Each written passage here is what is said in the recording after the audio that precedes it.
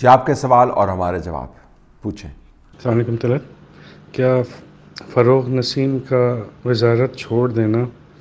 یہ سب سے بڑا اشارہ نہیں ہے کہ جو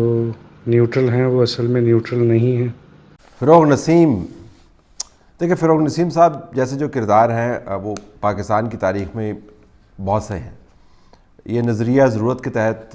ان کی سروسز کو ہائر کیا جاتا ہے اور نظریہ عدم ضرورت کے تحت ان کو فارغ کر دیا جاتا ہے،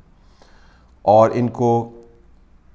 ہائر ہونے میں اور فائر ہونے میں کسی قسم کی کوئی خفت جو ہے محسوس نہیں ہوتی، اور نظام کے اندر جو بل پھیر ہیں ان کو مینیج کرنے کے لیے ان کی خدمات جو ہیں حاصل کی جاتی ہیں۔ اب آپ نے صحیح کہا کہ اشارہ تو یہی ہے کہ وزارت چھوڑ دینا جو ہے کہ نیوٹرل جو ہے اصل میں نیوٹرل نہیں ہے، یا آپ یہ نتیجہ اخذ کر سکتے ہیں کہ نیوٹرل نہیں ہے، یا آپ یہ نتیجہ اخذ کر سکتے ہیں کہ وہ نیوٹرل ہو گئے ہیں، پہلے اصل میں نیوٹرل نہیں تھے اب نیوٹرل ہو گئے ہیں۔ جب نیوٹرل ہو گئے ہیں تو فروغ نسیم صاحب کی خدمات کی فی الحال ضرورت نہیں ہے، بعد میں ضرورت پڑی تو ان سے دوبارہ رابطہ کیا جائے گا۔ ایک دوسرا یہ کہ فروغ نسیم کو پتہ ہے کہ واپس انہوں نے جانا ہے اپنے حلقوں کے اندر، اور اگر کسی جماعت نے ان کو پروٹیکشن دینی ہے سیاسی طور پر تو وہ ایم کیو ایم ہے، تو جس کو وہ کہتے ہیں کہ وہ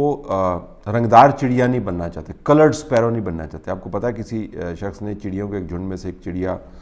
لی اور اس کے اوپر اس نے اپنی پسند کا ایک رنگ کر دیا، تو جب وہ چڑیا واپس اپنے جھنڈ کے اندر گئی تو اس جھنڈ نے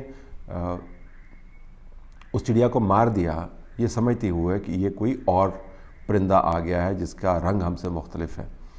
تو آپ کلرڈ سپیرو اگر بن جاتے ہیں تو پھر اپنے جھنڈ کے اندر آپ کو جگہ نہیں ملتی، تو انہوں نے اپنے جھنڈ میں واپس جانا ہے، تو پھر ظاہر ہے انہوں نے جو اپنے اوپر